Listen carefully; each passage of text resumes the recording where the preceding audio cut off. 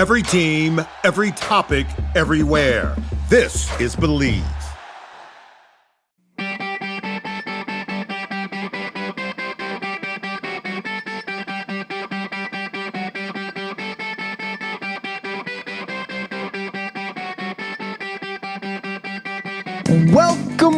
Welcome, everybody, to the Hockey Think Tank podcast, brought to you by the hockeythinktank.com and Hockey Think Tank U, place for all passionate players, parents, and coaches to go to get a little bit of education and a little bit of inspiration regarding the greatest game on the planet. What an episode we have for you guys here today. We are bringing on Nick Johnson and Dustin Kohn, two former NHL hockey players that have started the company R&D Performance.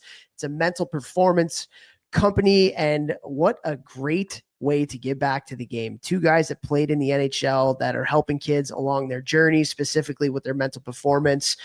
Just awesome dudes. This was such a fun conversation. Nick grew up in Alberta, played his college hockey at Dartmouth, played a bunch of years of pro hockey, played in the NHL for the Penguins, the Wild, the Coyotes, and the Bruins. Dustin, also an Alberta guy, but went the WHL route and played in the NHL for the New York Islanders. And again, what they're doing for the game right now with R&D Performance is insanely awesome.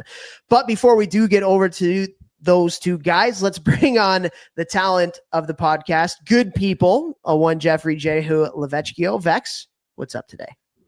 Tope said good people because I got this pretty cool hat. Love always talking about young hockey players that are doing cool things outside of the game. A couple of my guys who play for Wisconsin Wendigo have a teammate who started a clothing brand called Good People. Check them out on Instagram. Let me look it up here real quick. But really cool hat, cool message, what they're trying to do. And obviously love getting young entrepreneurs that are playing in the game to do things outside of it. And so got a hat from them, and Toph was just asking, and that's why he said it. I don't know. It's called Good People. Check them out. I'll figure out where it is, but check them out on Instagram. Really cool stuff. I'm having a good week, bro.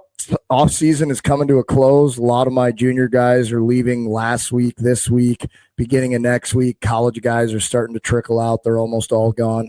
So all I have left is the pros, and then starting up the seasons here with all the clubs and organizations I work with here and in person and online. So transitionary period for me here, but I won't be working the 12 to 15-hour days here for the next about 7 months. Missing the off season, I will, but I won't miss 15-hour days. You sleeping a little bit more, or probably not? Oh my God, dude. I slept an extra 2.5 hours today, and it was glorious. Nice. I have something really quick that I want to say, dude. And that is a huge thank you to everybody out there with this rollout of Hockey Think Tank U last week. Like, I can't even begin to describe the messages I got, the amount of people that have signed up for it, that have joined the community, all this kind of stuff. So we've had this Hockey Think Tank community for about 1.5 years now, and we've just basically blown that out of the water and made it infinitely better. So if you haven't heard about Hockey Think Tank U because you live under a rock, just kidding. If you haven't heard about it through social media, or you didn't hear last week's podcast, so it's a place where we've put basically all of our resources on top of our Hockey Think Tank community that we have. And so it's a community of really passionate hockey coaches and really passionate hockey parents. So you can share ideas, come and get advice, non-biased advice. We actually have an Ask an Advisor feature. So 4 advisors that I know and have a lot of trust for in the game are doing this for me, where they're coming in and asking questions. So don't spend $3,000 to $5,000, for an advisor to get advice or mentorship. Like, you can just ask some of those questions in our community. with these advisors. Also, like, other cool things that we have. So once a week, I'm going to have an office hours where I'm going to hop on a Zoom, anybody in the community, and Hockey Think Tank U is not eligible, but has access to come and you want to talk shop. Like, if you're a coach and you have some questions, if you're a parent, you have some questions. So once a week, I'm hopping on a call, come on and let's collaborate. I'll answer any of the questions you have. We have some cool things from the podcast. So So one thing is you get obviously access to the 10 questions with the guests that we do every week, but also we're going to do some competitions where there's some people that can come on live with us and do a live podcast with us where they can actually watch us having the conversation with our podcast guests. So that'll be pretty cool. We have like all these resource programs. I have a leadership and life skills program for kids, for parents that want their kids to get better off the ice as well. We have a coaches X's and O's program where I detail out every single zone and every single situation on the whiteboard, system, structure, player development, all that kind of stuff. So like we basically, along with like our monthly masterclass that we do, which we've been doing, which we just did actually a couple days ago with Rob Hudson and Paul Caulfield, who have sons that are awesome players playing for the Montreal Canadiens. We're talking about Lade Hudson, who won the Calder last year as the top rookie in the NHL, and Cole Caulfield's one of the top goal scorers in the game. We had their dads on to talk some hockey development. So once a month, we do a monthly masterclass. We've had Nar on, the head coach at Michigan, Barry Smith, 7-time Stanley Cup winning coach, Bob Mancini, the leader of player development for USA Hockey. Vex and I have access to all these amazing people with what we do, and we want to give that to you guys. We want to put you guys in a room so you can talk to these really, really cool people as well. And so like the HTTU Hockey Think Tank U, this rollout last week, thank you so many people who have signed up for it. We'll put this in the show notes, but the website is httu.thehockeythinktank.com. If you're not in there yet, I guarantee you like it's going to be awesome. So cool, man. So freaking cool. Absolutely love it. Can't wait to help even more people. Even more people. So speaking of helping people, this conversation we just had with Nick and Dustin is going to help a lot of people. It's going to help a ton of people. I think it's really, really cool the fact that here are two guys that have played at the level that so many of the kids that are coming up want to play at. And they've built a business on mentorship and sports psychology and counseling that can really help kids that are coming up and through. And so we had a phenomenal conversation about the mental side of the game, about their journeys, the ups and downs that undoubtedly all of us go dreams of playing at those levels, and just great guys giving back to the game, getting involved, and what they're doing is amazing. Vex? Unbelievable. And you know, Topher and I have talked about the value of quality mentors and how that can completely just reframe a player's mindset and help them on so many different levels. So what these two guys are doing, who played at the highest levels in our sport, you know, it's just always so cool to see guys, you know, giving back to the game and creating a life after hockey, still in hockey. So it's a great conversation. You know, they feel very strongly about what they're doing, and you know, they're doing great things for a lot of players. 100%, man. 100%. So I think you guys are going to find a lot of value in this episode. And it's really cool because we combined and they combined through their stories, their actual individual journeys, which were very different between the two of them. You know, Nick and I played against Nick for 4 years at Dartmouth. He's a freaking player, man. He's so good. Obviously played in the show for a long time, like had a great pro career. And then Dustin, same thing, you know, like, but they had two different paths. One went the college route, Ivy League school, Dartmouth, and Dustin went the WHL route and had a great career. And I think it's so cool. You know, we all end up in the same place after hockey, and the fact that they found each other and what they're doing, it's just such a value add for kids in the game, man. So cool. Absolutely. And that was elite prospecting, Nick, while we were on the call with him. And my God, did that guy score a lot of goals. I'm telling you, dude, he was nasty. He scored a lot of goals. So good. His freshman year, I think he scored over 20 goals in the ECAC. Did he? Like I was like, Jesus, or very close, 18, 19, 20. Yeah. Wow. He was a really good player. But like I said, combining their experiences with their education. You know, both guys have a master's in these things. Both are very well spoken and obviously deeply passionate and care about the game of hockey and the people in it too. So guys, really impactful episode. Can't wait to get you over there. Before we do get you over there though, we do have some people to thank. First, want to thank our title sponsor, icehockeysystems.com, the best website out there for all your coaching education needs. They got thousands of drills. They got whiteboard explanations and video breakdowns from really high level hockey people, and also the ability to go in, draw up your drills, send them out to your team, build a library. And if you want this for every single coach in your organization, we have partnered with Ice Hockey Systems to do an associations platform. So you can literally get this for every coach in your organization, build out practice plan libraries, build out drill libraries. It's just a huge value add for all the coaches that you have. So go to icehockeysystems.com today and check that out. I want to give you a massive shout out to Train Heroic and Josh, the owner of the company over there. You guys know Train Heroic is the app I've been using since Voldemort 2020, and I've had tens of thousands of hockey players and people worldwide use my online training.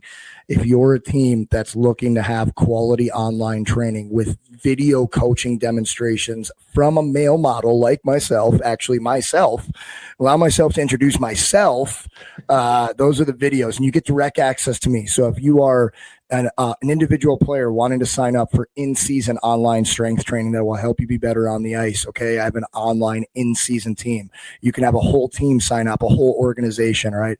The reason that I do this is to help as many people as I possibly can in our game at a hilariously low price. I just had a new youth organization out in Tahoe reach out to me, hoping to make a trip out there, not gonna lie.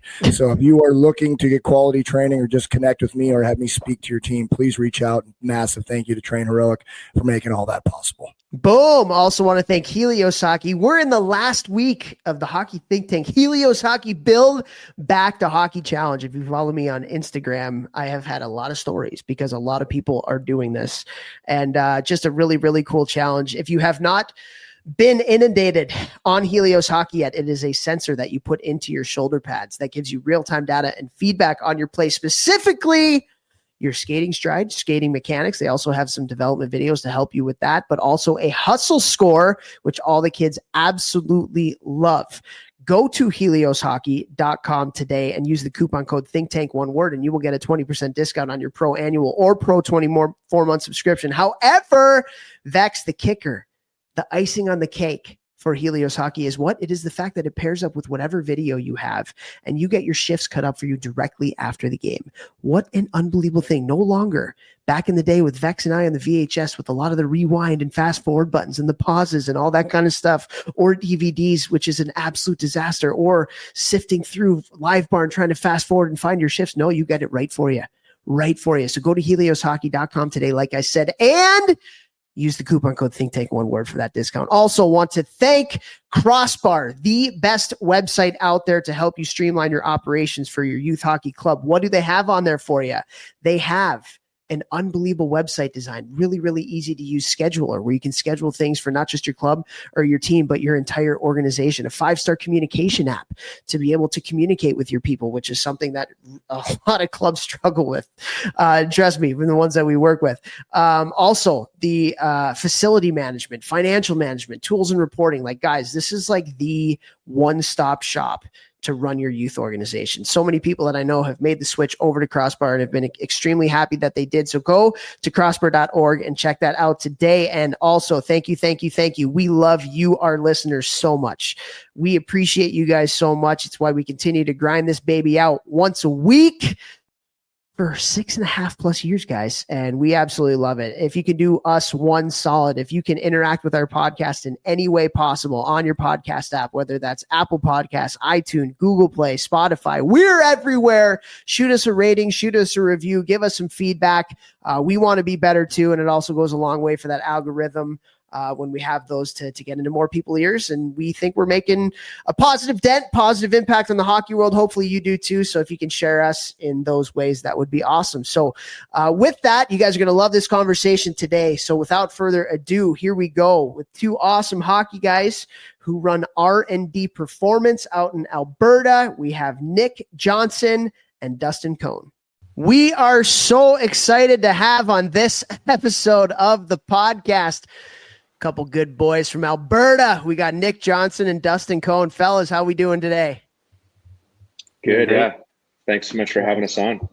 Yeah, pumped and already loving it, right? Dustin's got his dad hat on. I got my girl dad hat. Nick's got 3 girls, and Dustin's got a girl. Nick, you slipped a boy in there as well. So that's the only one on this call. 1 out of like 9 kids that's actually a boy.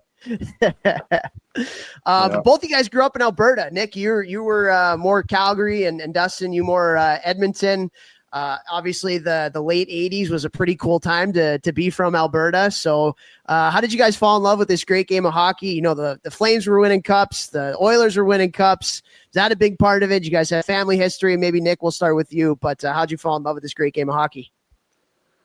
Yeah, I think it's probably a common story. But, like, I think one night my brother was already playing. He was a year older. My dad got me some equipment, so I started sleeping with my elbow pads on, and then the next day he added me to my older brother's team, and from there it was kind of just like full tilt. But I like the Flames. I actually love the Kings just because of Gretzky, so I was a bit of a black sheep in the whole city. But I always liked the rivalry with Edmonton. It was like, even I have to say, even when Edmonton was like, you know, pushing in the playoffs against the Stars every year, I still like the Oilers in a way, right? But the Flames had a little less success, but it was nice to see them climb back, you know, in the Iginla years and stuff like that. So that's kind of how I fell in love with the game, just at a deeper level, maybe as a teenager. But yeah, just moved up in the Calgary ranks, and then went up to St. Albert outside Edmonton, and now I kind of live up there. But yeah, kind of a long story, the career, but I always had a love for the game for sure.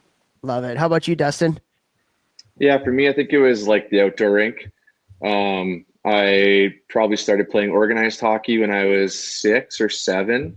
But what really sticks out to me is just the amount of time I spent on the outdoor rink, from probably like when I got my first set of equipment when I was 6 or 7 to like 12, 13, 14 years old, before hockey started to get, you know, more competitive and serious with the rep teams and the spring teams and things like that.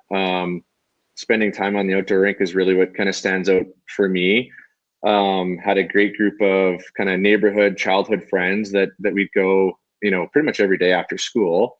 And then, like growing up in the 90s, I'm born in 87. So like I started becoming an Oilers fan when I was getting into the game playing, and loved the gritty Oilers of the 90s. Like the Doug Weight, Bill Guerin, Mike Greer, version of the Oilers. Every year they'd grind out like a first round win against a team they shouldn't beat, and that's kind of what got me following the NHL and becoming a real big fan of hockey too.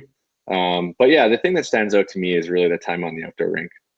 Love that. I love how you also named 3 Americans when you talked about the gritty Canadian team that you were cheering for, and Guerin and Greer and Dougie Weight. Yeah, those were unreal teams that they had there. Yeah, for sure. I remember, what was it? I can't remember what year it was, but Todd Marchant scored the Game 7 OT winner against Dallas, just flying on the outside. You guys remember that goal? That was so sick. Oh yeah, it was like Game 7, 98. I think one of those years. Yeah. I can't remember the exact year, but I know it was Game 7 in Dallas, and Doug Weight kind of like hit him up the middle, and he got around a guy and scored, and that was a big upset, but that was definitely a memorable one. Yeah, no question. Well, let's get into like a little bit later in your guys' journeys, because one of the biggest things that we talk about on our podcast and everything we put, you know, on our blogs and social media and stuff is that like everybody has a different path. If you want to play high level hockey, there's not one right, thing that you have to do. And both you guys took very different paths to the NHL. You know, Nick, you played in the Alberta Junior Hockey League, Tier 2 juniors up in Canada. Then you went to Dartmouth before you got your start, and you were 3rd round draft pick at Pittsburgh. And then Dustin, you went the WHL route and went and played in the Dub, and got drafted in the 2nd round, went by the Islanders and played for the Islanders. So I wonder, like, with what you guys are doing right now, if you guys talk about that, like talk about your different paths, and as you're working with, youth players on the things that you're doing, if that's something that you guys talk about. So like, how do you have those conversations with people? Because it's one that we have all the time. It's something that we try to talk to parents about all the time too. So, what kind of conversations do you guys have amongst each other and with the people that you work with on just like different paths, even going back to your guys' own journeys as well? Yeah, I guess I can start, but like, I think it comes up with almost any client, just like where are they at and where they're playing and what path they think is best. I think with the rule change now, it's a little different, but there's still a lot of paths within, especially Alberta. There's a lot of different kind of avenues, like different leagues and different teams. different tiers, So I always tell, I kind of was a bit of a late bloomer. I think Dustin was kind of more ready to play maybe when he was like 16. He made the WHL, whereas I don't think I would have when I was 16, 17. So there's different ways to get there. We kind of tell everyone that. But now with the rule change, it's definitely a new landscape. But I think with whatever client, it's just kind of their situation and what, we just help them do what they can with what they got and where they're at, right? So, yeah. Yeah. Wait, so you played in the NHL, but at 15, 16, you weren't the best player in your city. You weren't WHL ready, but you still were able to go on and play high-level hockey? Yeah, it's amazing. Hey, Crazy how that happens. I'm the only one ever, maybe. Mom and Dad, you guys hear that? Yeah, you don't have to be a superstar out of the womb, right? Yeah. It's funny. It's such a common thing to have these conversations with parents, and I love hearing the stuff that you guys talk about on your podcast about how you don't have to be the best player when you're 10, 11, 12. And even though I played in the Western League when I was 16, I wasn't drafted in the Western League because I was probably 5'6" in my bantam draft year. And it just goes to show the subjectivity in like the way that players are evaluated and how ice time's given out at the young levels. So like in my bantam draft year, I was 5'6", and I had good coaches that I remember fondly, but like they weren't really guys I think that were thinking too deeply about player development. They were just, they were good, positive coaches and made the game fun, which was great, but wasn't a guy who was like looking at me saying, oh, there's like a skilled, smart player who's undersized. Like maybe I should give him some ice time. It was more of like, the second year players played a lot. And so at the same time, I didn't have a big impact on the game because I wasn't physically dominant in my draft year. So I kind of, I think got overlooked a bit by the Western League scouts. And then all of a sudden, like I'm 5'11" and a half 6 months later. And then go to camp in Calgary, get listed when I was 15, and then, had a really good U18 midget year, and then played when I was 16 because I was like almost 6'2". So it's like there's so many factors that influence it, and there's a lot that goes into players' development trajectory for sure. All right, Dustin, follow up to that. So you're 5'6", your bantam year. I wasn't too far behind you. I was 5'4". You, on one hand, got a growth spurt and got up. I, on the other hand, did not get any growth spurt. For all the 5'4" people out there who have not hit a growth spurt, can you explain how you did? No, I'm just kidding. But it's interesting, right? Like, and one of the things that I feel like, and this kind of ties in with what you guys do right now, but like to make it at the highest levels of hockey, it's not just your hockey talent. You have to have life skills. Are there some people that make it who have very little life skills? Yes, they've just been blessed. You guys know who those people are. You've played with them. There's a few that squeak through the cracks. But for the most part, you have to have specific life skills like resilience, like things like that. And so do you guys feel, in your stories around your teenage years when maybe you were getting overlooked and maybe you weren't physically as mature, you kind of learned some things going through not being the top guy that helped you eventually to make the NHL and play at that highest levels of hockey? Dustin, maybe we'll start with you on this one. Yeah, I think for me, like being I'd say relatively smaller player through my kind of like peewee bantam years, you have to think the game a bit differently. Everyone talks about hockey sense and puck management and spatial awareness. And I think maybe when you're a smaller guy, you have to really instinctively work on those things, whether you realize it or not. So maybe that's one thing. I think like not being drafted certainly was, it wasn't like a huge motivator for me because my parents were not, they were not hockey people. They were not pushing me in the game. I didn't really think about making the Calgary Hitmen until I was like, on their team when I was 16. So I wouldn't say it was a big motivator for me that I wasn't drafted and like built a bunch of resilience. But I do think that, not being drafted and not having that pressure and still, playing for fun and having the ability to kind of like feel good about myself as I was getting bigger and as I was growing and gaining confidence was certainly very impactful for me, being able to play in the Western League when I was 16 and then 17. And yeah, those are kind of the things that stand out to me, is like, you know, that kind of hockey sense that you develop when you're smaller, but then, you know, in combination with that, if you do hit your growth spurt, like that extra sense of confidence that comes with that. Nice. Nick, how about yourself? Yeah, I think, you know what, when looking back, it really helped that I wasn't like, you know, I was always on the top tier teams, and I made AA, then AAA Bantam, then I didn't make midget AAA. So I played midget AA for 1 year, then got kind of picked out of nowhere to come up to the AJ here in St. Albert. But I think it really helped in the sense, like, I wasn't like the golden boy in a way. So like it was kind of clear from the start. I had to work hard. I had to like find ways to get better. I had to think the game better. And, you know, I think as I turned college and pro, like that kind of came up to another level of like, you know, dedication and really putting in that work. But I think it also let me have a bit more of a kind of varied life. And I love how you mentioned like life skills. Like, you know, Dustin and I talk about this all the time. Like, part of our like main mission and goal is to just help kids be better people. Like, we think it's the same thing. Like, if you're a better person, you'll be a better player.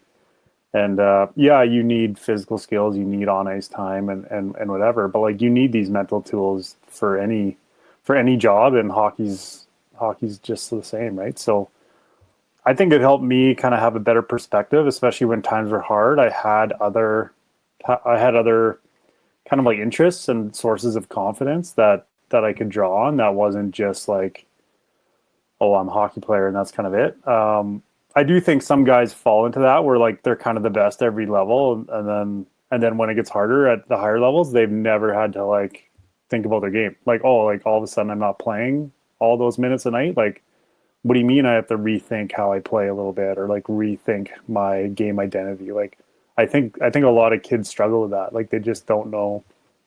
All of a sudden it's a lot more pressure, and they don't know how to handle that at that level, right? So I was kind of a blessing in a way to not be, you know, in that situation. I knew I had to kind of just keep working and see what happens, right? So. And I think like a lot of parents in the younger ages now, we're seeing like they try to take that struggle away.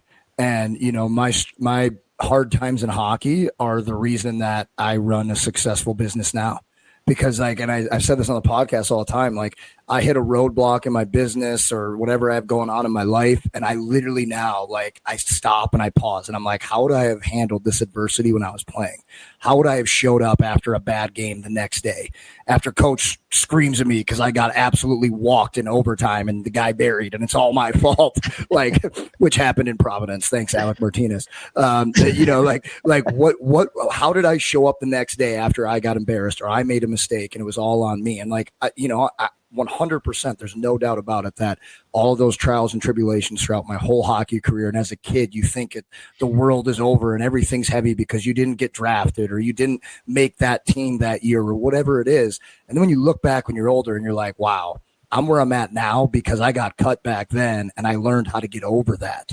So it's like, it's so important what you guys are doing and other people in this space that are helping young athletes get over these hurdles. And parents, like, you know, you want them to hit these hurdles. The sooner they hit them, the better. That's a great point. 100%. That's one of the other.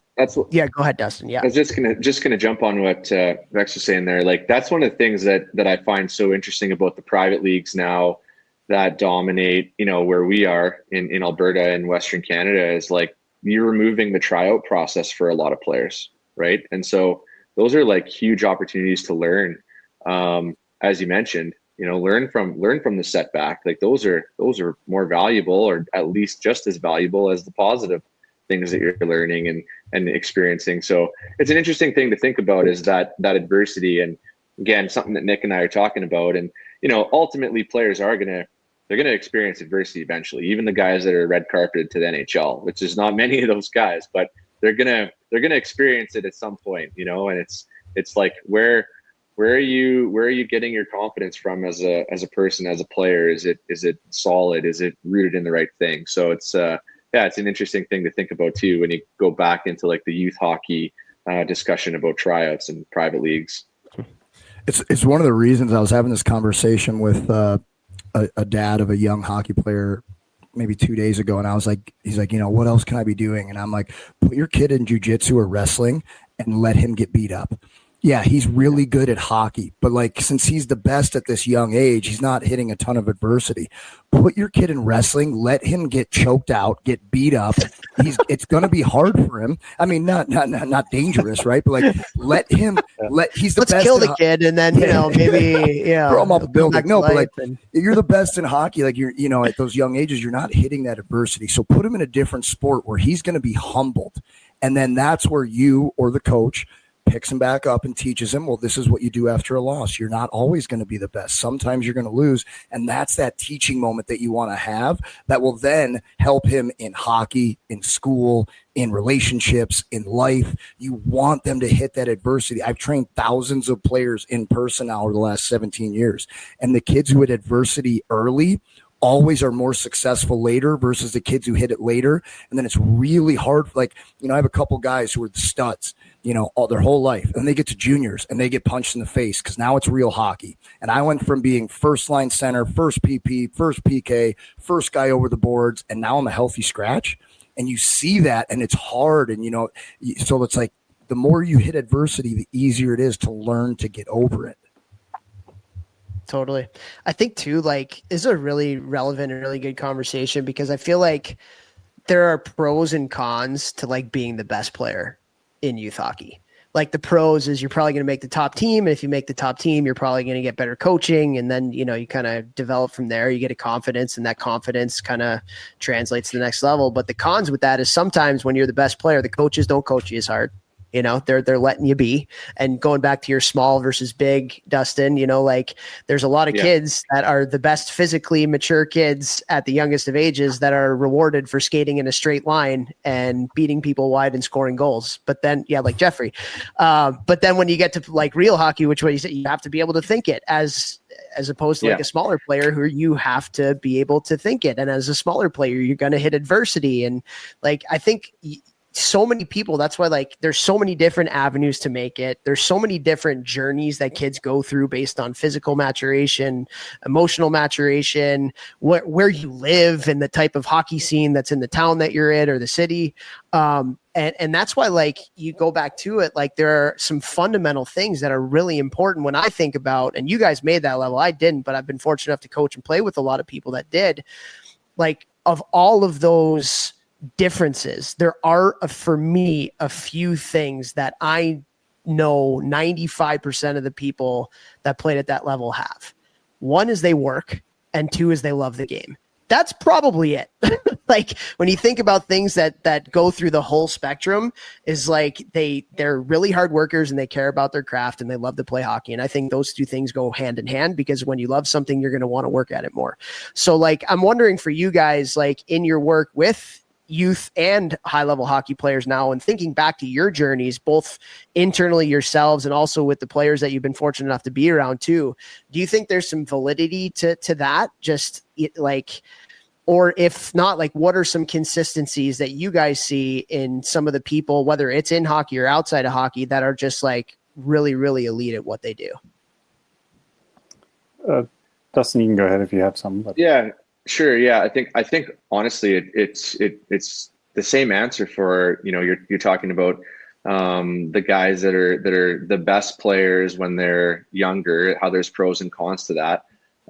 So what are they being rewarded for? Are they being rewarded for the outcome of scoring goals and being the best at 10? And then are they attached to that, external kind of validation and motivation? So in my opinion, the best at anything, they're motivated by the intrinsic, internally driven process and journey that they love to do. And so they're not evaluating themselves on outside stats, outcomes, which is tough to do in our society when that's what's getting the airtime and getting a lot of the notoriety, especially in the game of hockey when offense is, the offensive guys are really, they're rewarded the most, they're paid the most, they're talked about the most.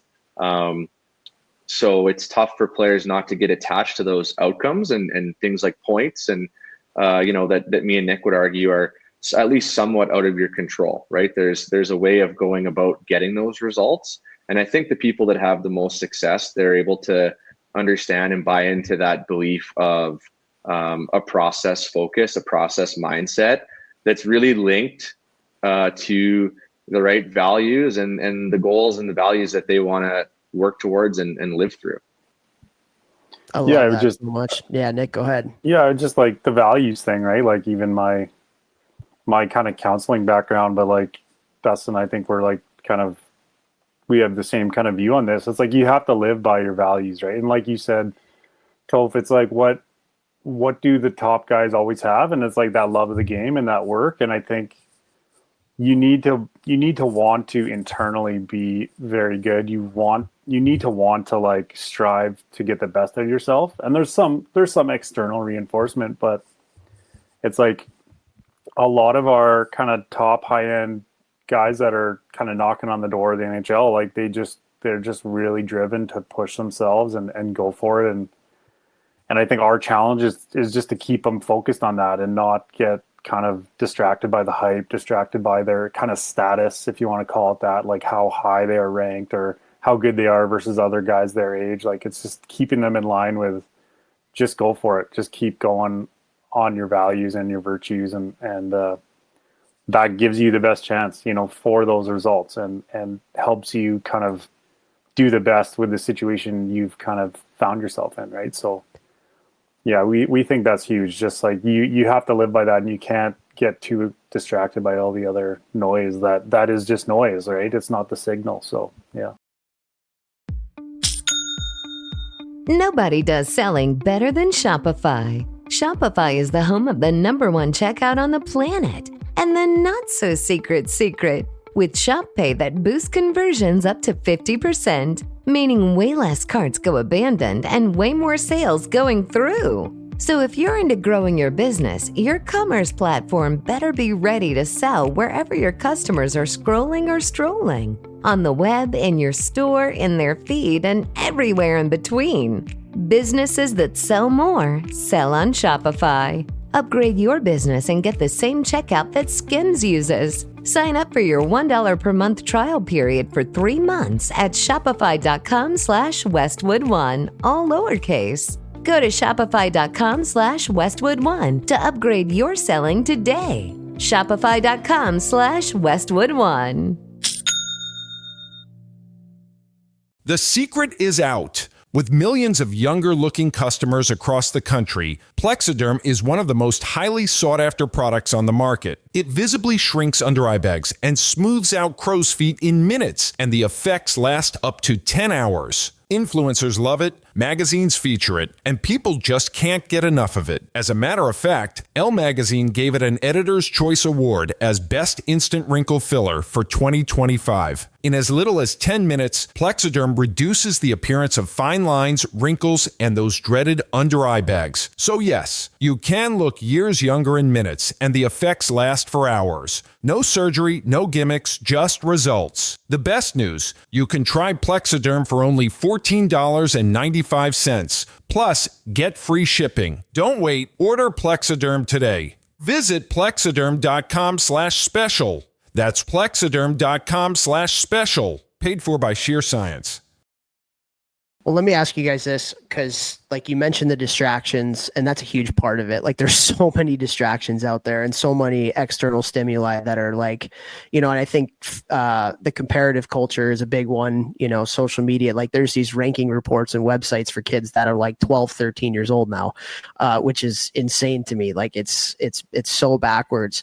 So how do you guys, when you approach not even just a kid, but you approach a family, how do you guys approach having the communication with them to make sure that they're focusing on the right things, the things that they can control, rather than the distractions, the noise that you talked about? Because I feel like, especially with kids today and families too, there's so much coming at them.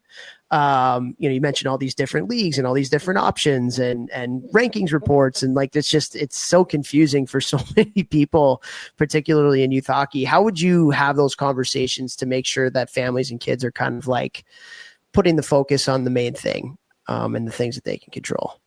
Yeah, I would say it's just like, I think it's easy to clear the air right away and just say, like, the chances of you making it aren't great, right? And so it's not so much like highlighting that, it's more like you need to live a good, positive life. Like, we're talking about like life skills and just being a really good person, really good confidence from lots of different things, not just like hockey, not just sports. And so if you can kind of frame it in that way and say like, hey, you're striving, like that's not everything. Like, hockey's not everything for your confidence. But if you can really like embrace the struggle that is the hockey journey, that is the hockey career, let's see where you land. You know, maybe you'll get to junior and have a great year and have the best year of your life, and then you'll go get a job or go to school. Maybe that's your journey. Maybe your journey is to get to college. Maybe it is to get to pro. Maybe you'll be an NHL All-Star. Like, we just don't know, right? So it's like the more you can just kind of take that sting out of like, you're probably not, like, almost start there, like, you're probably not going to make it, but let's see how far your journey can go. I think that can be pretty powerful for a lot of kids to like let go and be like, oh, like, I don't really have something to lose. It's all just, I have something I can achieve, you know, like I can kind of flip the narrative. I think that helps with parents. It's a little bit, you got to kind of assuage them and sell that a little bit more, but they understand it intuitively, you know, like I think they all get it. Yeah. I think it helps too to because of course all the players want results and we want them to get the results that they want.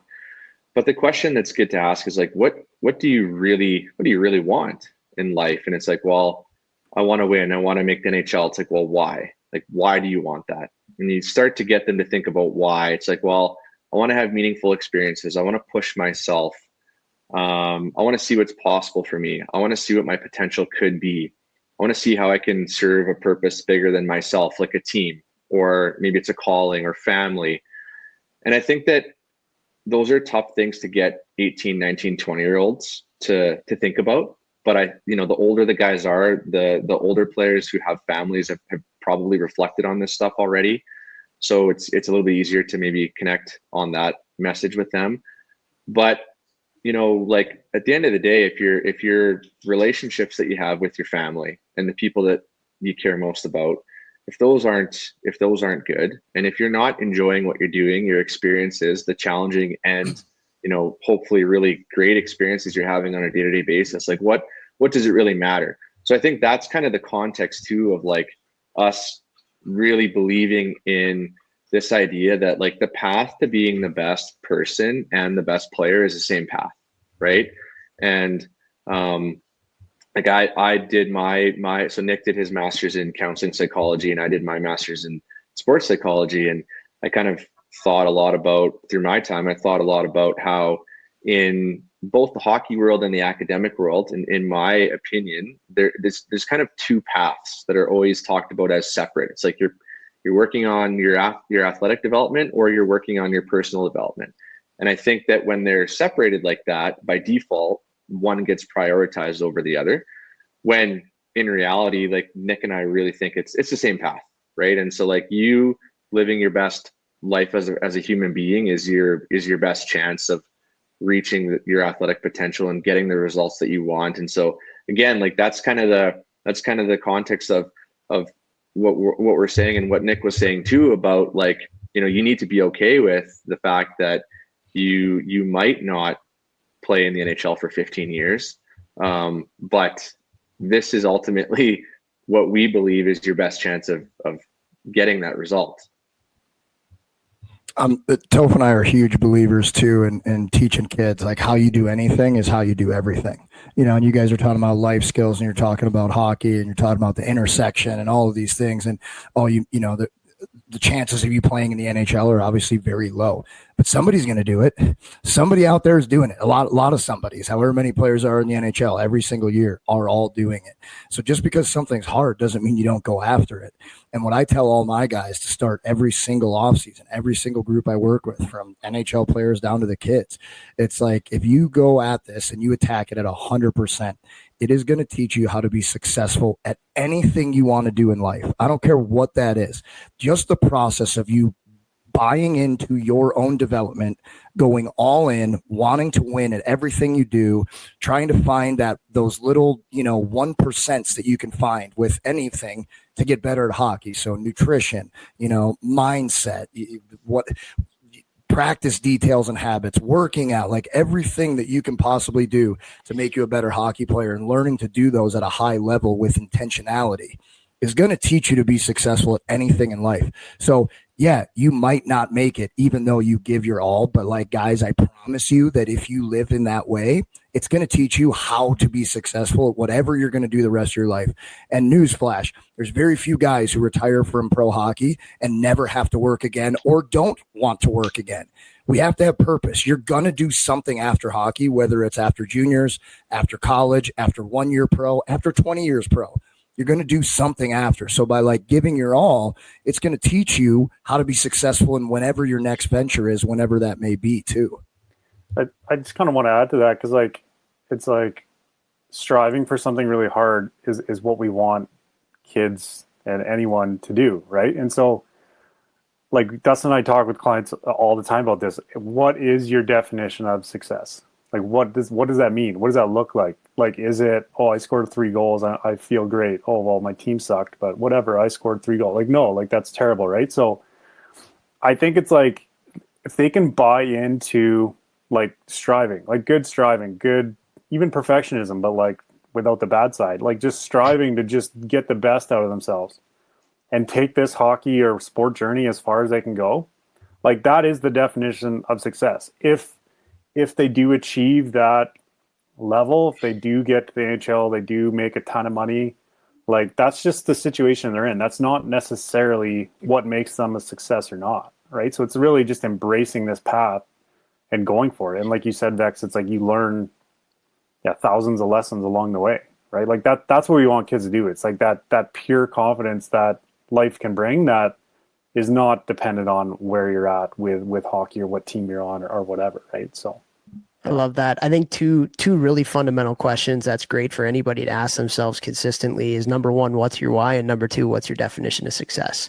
It's going to be different for everybody, but it's a great reflection piece to kind of see where you're at in your journey and why you're doing what you're doing. And so it's funny, like you guys talk about, focusing on the process and not the results and things. And the best definition of success I've ever heard is John Wooden's. And for those that don't know John Wooden, probably the most decorated, successful coach of all time when it comes to wins and losses, 10 national championships in basketball in 12 years for UCLA back in the 70s. And, philosopher, poet, until the day that he died. But his definition of success was really simple. It was peace of mind, right? It was peace of mind. When you look in the mirror at the end of the night, do you like what you see? And did you give everything that you have to better yourself and to better others? And I loved that so much, because it is so easy to define ourselves on objective data, on results. It's just easier that way. But like when you, and I think that's why reflection is so powerful, because it gets you away from that. It gets you into the things that matter and why you do what you do and your definition of success. And did I get close to that today? And like another thing that I'm sure you guys talk about is like just keeping it kind of like day to day. When we think about success from like, it's easy to be like, have that dream at the end of the road. And that could be stressful to think about, as opposed to like, okay, did I do everything that I needed to do today? Like, did I give my all today? Was I a good person today? All that kind of stuff. And so I love that you said that, Nick. Like, the definition of success, I think, is another question that I think is different for people. But when they think about that, it can really help to center you and realign you on what's important, realign you on the journey and the process, which is ultimately what's going to get you the results at the end of the day. Yeah, I would just add too, it's like, we're big on journaling, like every day, like all our clients, we want them to, it doesn't need to be 15 minutes, but just a couple of minutes every day. But I like how you say that, like how John Wooden was like, do I have peace of mind at the end of the day? Can I look in the mirror at the end of the day? Am I living by my definition of success every day? And I think when I hear that, and, the societal current of like, oh, if you have all these external things, you're happy, you should be happy. I think a lot of people buy into that. And ultimately they're trying to convince themselves like, oh, look what I have. I'm so happy. But ultimately, like, they're lying to themselves. Like, they're not being true to themselves. They're not being true to what they value most and what they really want as their life vision. Like, they're not really being true to that. They're not giving it their all in that sense. So I think it's huge to like know what matters to you and what is most important. And, you know, and sport's great, but it shouldn't be the number one thing, right? External results shouldn't be the number one thing. Yeah, one of my favorite podcasts to listen to is Dax Shepard, Armchair Expert, and he brings on a lot of people all the time. He brings on a lot of famous actors and stuff. And one of the things they talk about a lot is like, you know, it's similar in hockey, but certainly in acting, you're starting from the bottom. You know, most people are waiting tables in LA. You know, even the superstars of superstars started at the bottom at some point. And what they talk about a lot is like, you know, they all thought that getting the results, like becoming a well-known actor, was going to make them happy, and the fame and the money was going to make them happy. But then they get the fame and they get the money, and then all of a sudden they still are the same person. You know, they still are facing the same mental battles. They're still not confident in what they do, and they fight different things every day. And that's where, like, but then you turn it around and then they start to realize, oh, it's the craft that makes me happy.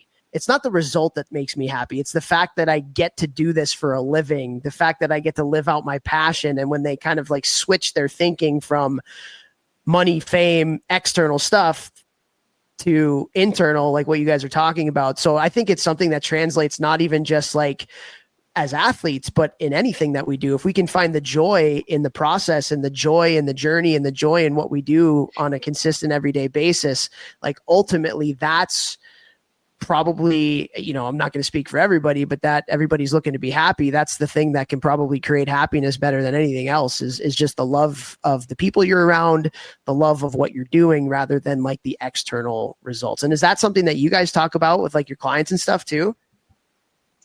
Yeah, absolutely. I think like, you know, that intrinsic motivation, right? Like you're, if you don't have that, you're just going to be chasing, if you're going after external validation and rewards, you're always going to be chasing the next thing. And so it's never going to be enough. It's never going to be really truly satisfying. I think it was James Doty on Armchair Expert. Did you hear that one by chance? Toph, it was, I'm not sure. What was his background? He was like a neurosurgeon. Okay. And he was super interesting, episode, and they actually started talking about, I think, the neuroscience of exactly what we're talking about, in the internal or intrinsic and extrinsic motivation, and just how it's ultimately not sustainable if it is only external, you know, to really, you know, drive your motivation, your care, your love for something. I can't recall, you know, exactly, I don't know the details of it well enough, but it's worth going back and looking through. I thought it was a really, really interesting guy too.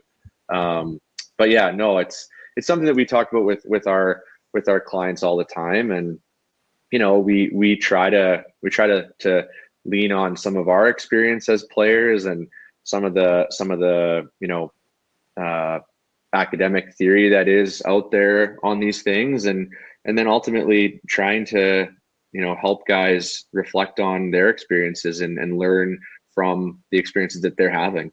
And yeah, it's a tricky thing though, because like we've talked about, it is a little bit different in our society where a lot of times those kind of external achievements are really, really pronounced and really takes people sometimes, at least it took me till I was a lot older than a lot of the clients we're working with now, to figure that out. So it's something that's a very cool thing to work through with guys. For sure, man. That's really cool. Nobody does selling better than Shopify. Shopify is the home of the #1 checkout on the planet. And the not so secret with Shop Pay that boosts conversions up to 50%, meaning way less carts go abandoned and way more sales going through. So if you're into growing your business, your commerce platform better be ready to sell wherever your customers are scrolling or strolling. On the web, in your store, in their feed, and everywhere in between.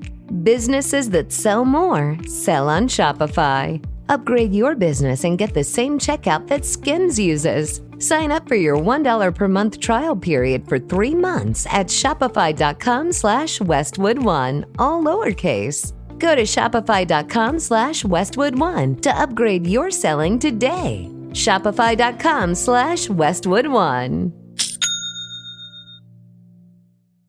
Most people don't realize how much of their personal information is being bought and sold every day. Data brokers are making billions pulling details about you from public records and the internet, then packaging and selling it, usually without your consent. That's how your information lands in the hands of scammers, spammers, even stalkers. It's why you get endless robocalls and why ads seem to follow you everywhere. That's where Aura comes in. Aura actively removes your data from broker sites and keeps it off. They also instantly alert you if your information shows up in a breach or on the dark web. But Aura goes beyond data protection. With one app, you get a VPN, antivirus, password manager, spam call protection, dark web monitoring, and even up to $5 million in identity theft insurance, all backed by 24/7 US-based fraud support. Other companies might sell just credit monitoring or just a VPN. Aura gives you all of it together at the same price competitors charge for just one service. Start your free trial today at aura.com/secure. Protect yourself now at aura.com/secure.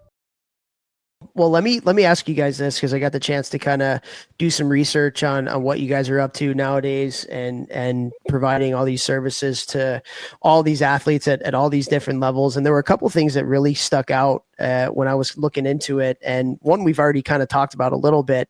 And Nick, this is something that was in your experience and interests, and that's overcoming athlete identity foreclosure. And so a lot of that, we've talked about some of that, I would imagine, already today, but I just thought, like, the way that you worded that on the website was really, really interesting. So overcoming athlete identity foreclosure. Vex, you're perking up right now. Well, I'm just like, Western Michigan, Dartmouth.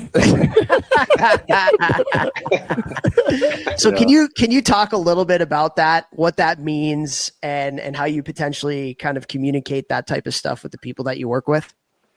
Yeah, that's a big interest of both of ours, I think, and we've already kind of mentioned it, just like, what's your identity? What's your main confidence source in life? And, I kind of started our conversation saying, I had these other interests, and I that was definitely true, but a big part of my identity, it was like an overcommitment to the identity for sure, was hockey and results, and just thinking that would fulfill me. Like, how you mentioned, all these actors kind of start at the bottom and they think the main goal is to be that famous actor, but then they get there and they're like, oh, there's not as much here as I thought, right? So, like, that happened to me. Like, I played my first game in Pittsburgh. I even scored that game. Easiest goal of my entire life. Malkin did everything, and I just tapped it in the open net.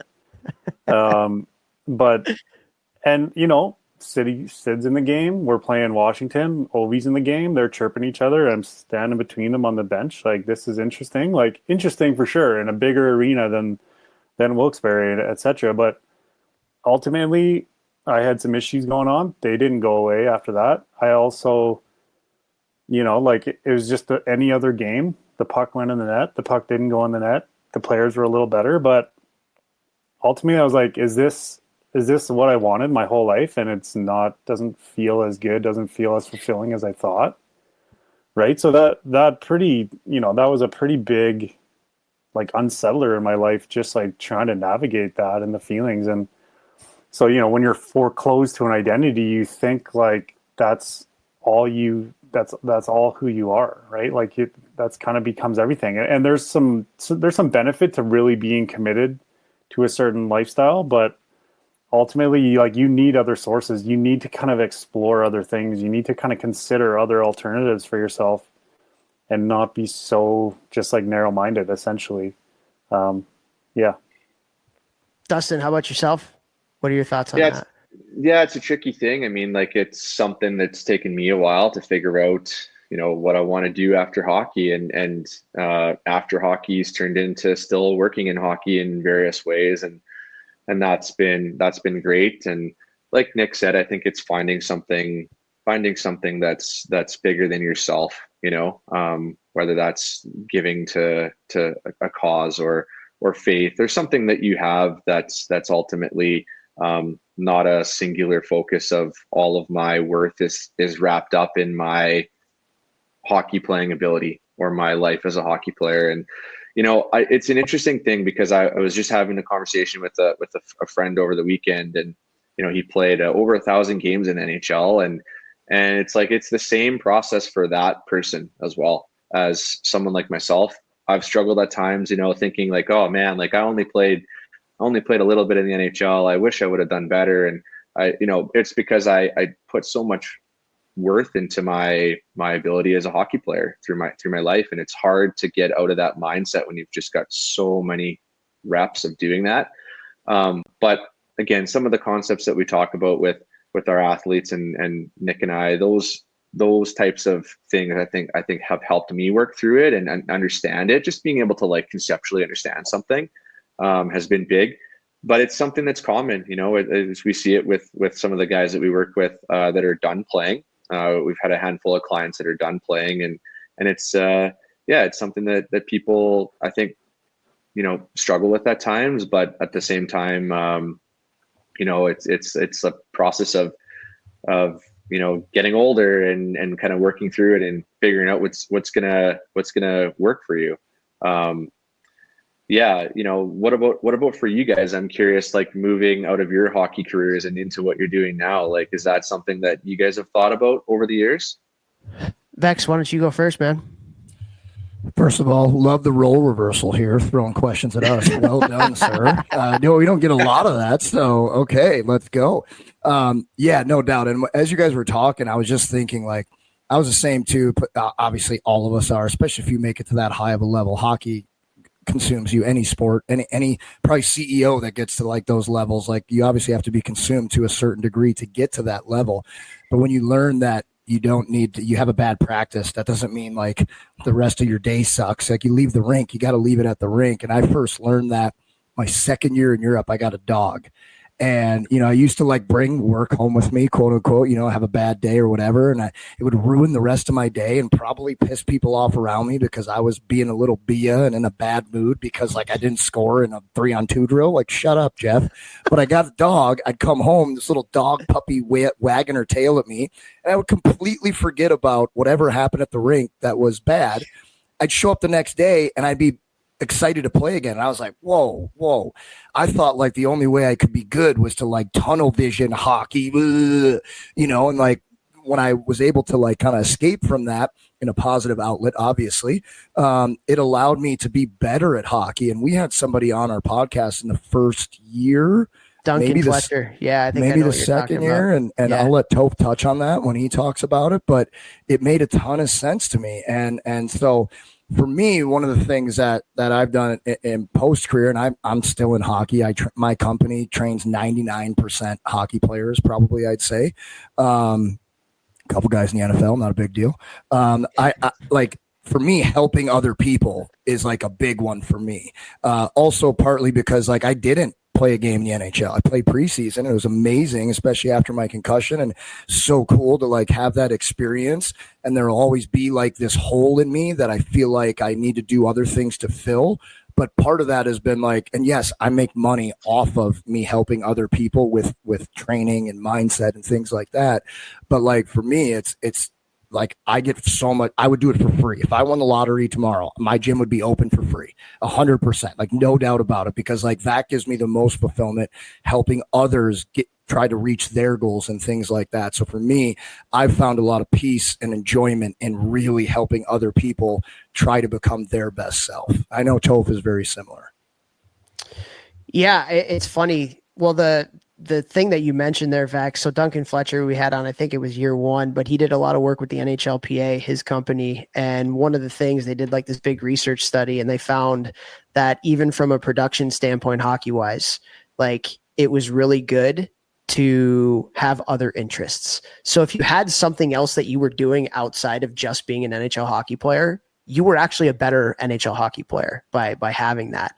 And that's like, I think that's a very big cautionary tale, especially when you talk about identity for families and parents in youth hockey today, because if your sole focus is to get your kid to the NHL or the PWHL, and that's all you talk to your kid about, and, you force that identity on them, like that's actually, you're hurting them. in my opinion anyway.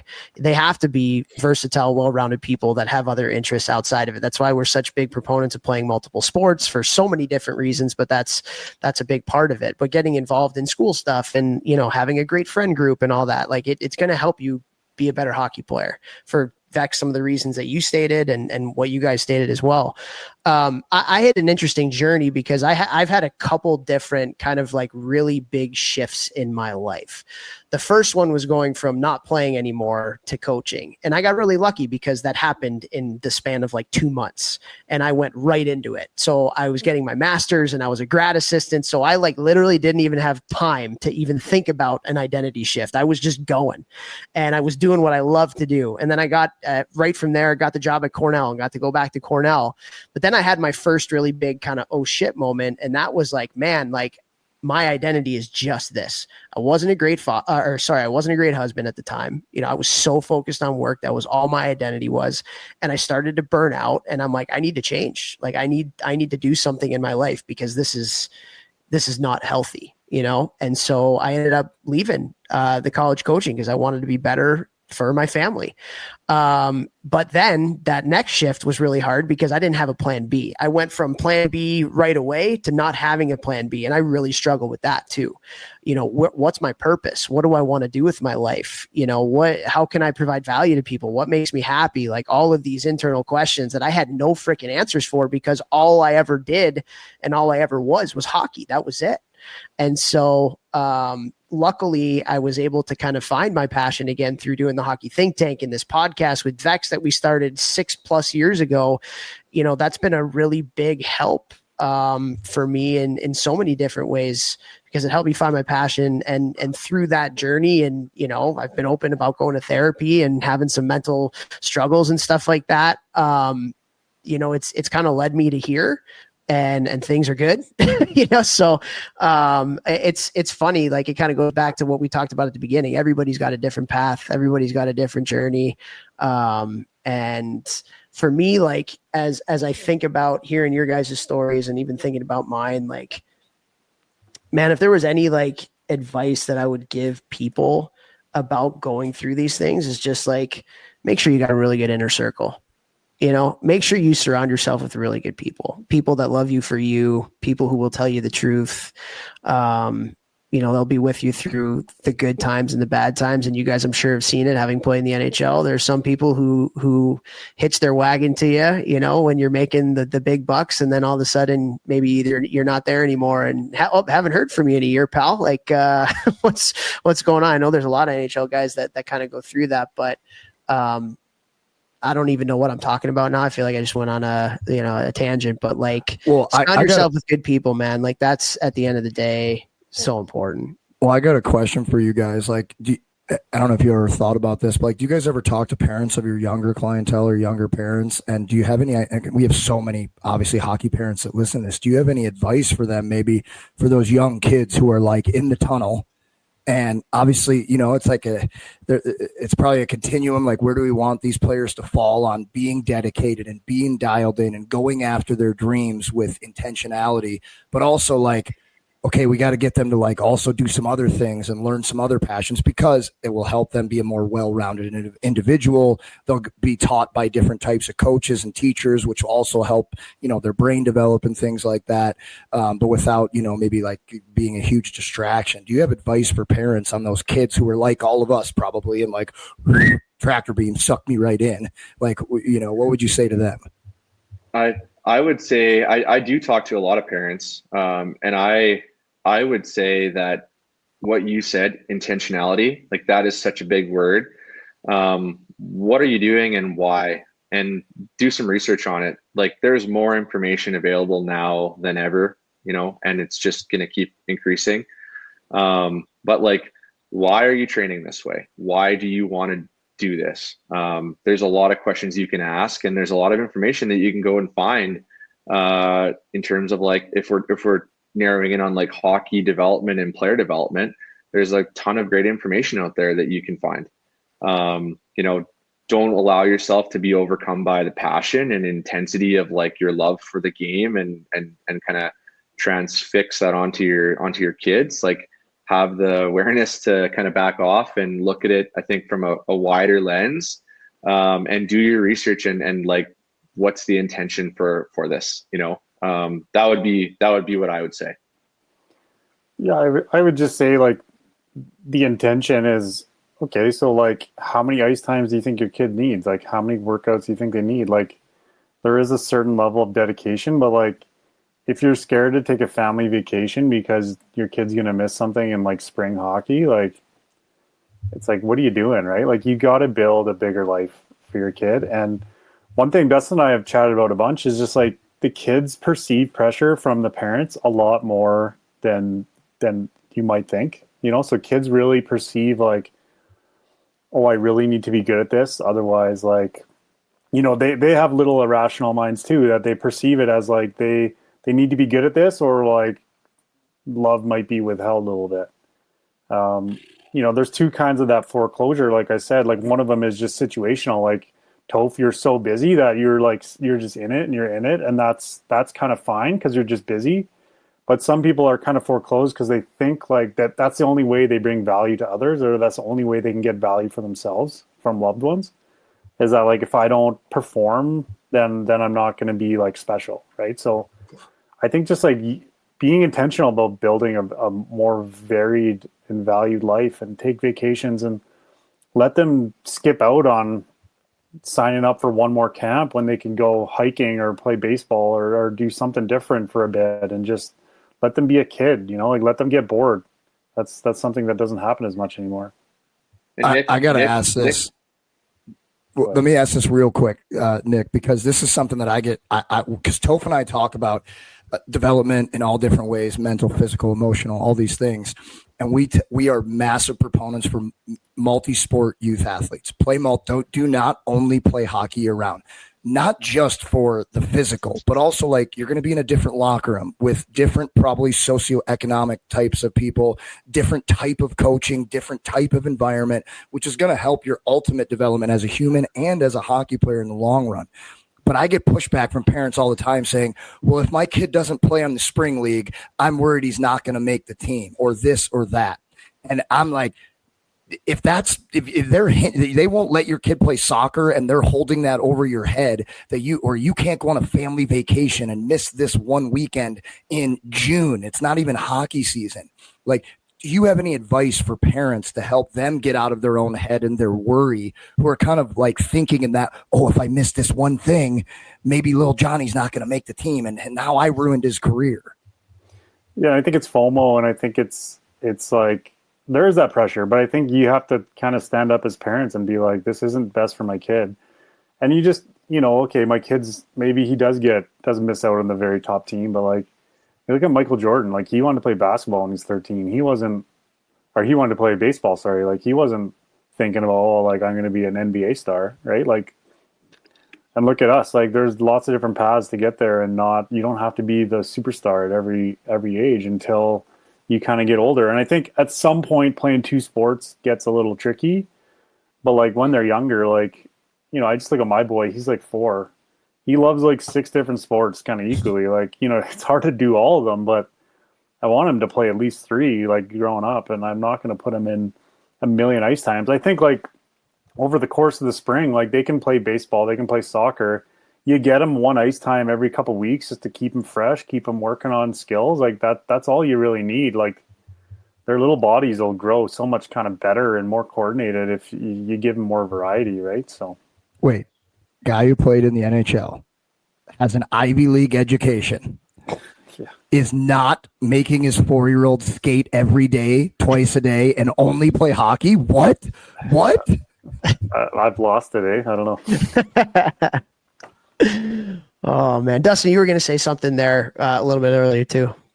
Oh yeah, I was just gonna kind of add to what Nick was saying about like the perceived pressure. Like, I do hear a lot of parents, they'll say, oh no, like, I don't put pressure on my son or daughter. Like, they love hockey.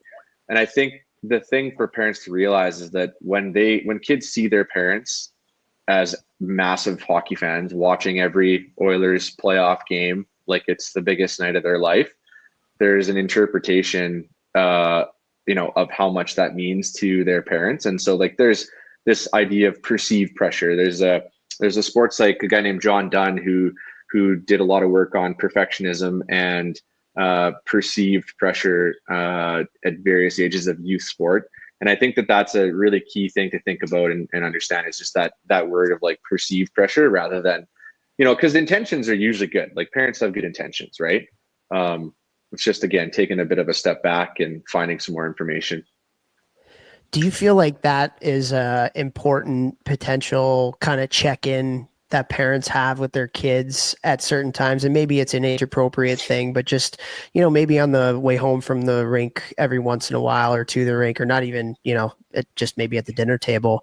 Hey, like how do you feel about the game and my role in it, in your journey here? Like, do you feel like that's a appropriate question for kind of parents to have with their kids as they're going through their journeys?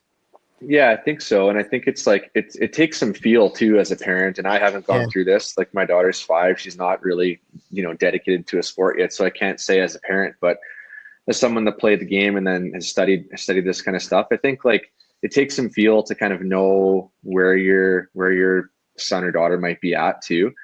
They might tell you that they love it because they want your approval, right? So it takes some feel as well. But I think as early as you can kind of like have that honest conversation about, what do you think about it? How are you doing? And start to normalize and talk about some of these things that we've talked about all, in the last hour, just in terms of like why you're playing and, what you get out of it. And those types of questions I think are great. Yeah. Okay. No, that's good. I think that's good feedback for parents. Cause it's good to get feedback as a parent every once in a while, so we don't get that we're not told how good of a job or how bad of a job we're doing a lot of times, aside from maybe like crying and tantrums and every once in a while, but like getting some good, honest feedback from the kids could be helpful. So, all right, well, that's good. Well, guys, like this was freaking awesome today. Like this was unbelievable. With what you guys do, can you tell us a little bit about the website, where people can find you, if they have any questions or anything like that? How can people potentially get in contact with you guys, and where can they find you? Yeah, so our website is rndperformance.com. So randdperformance.com. There's a little bit of information on there. We're on Instagram.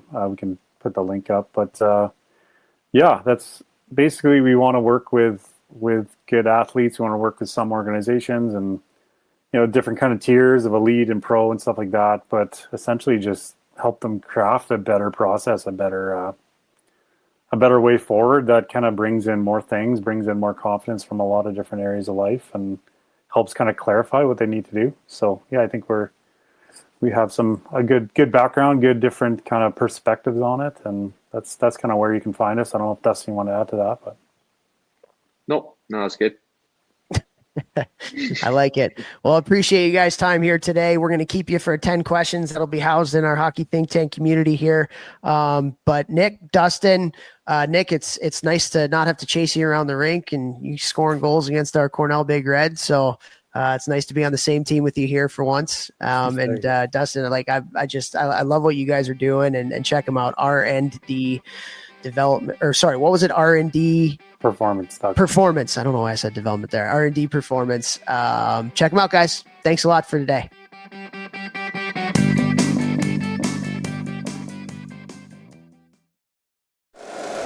If you like the show, please take a moment to rate, review, and subscribe. It really does help the show to grow. Thank you for listening.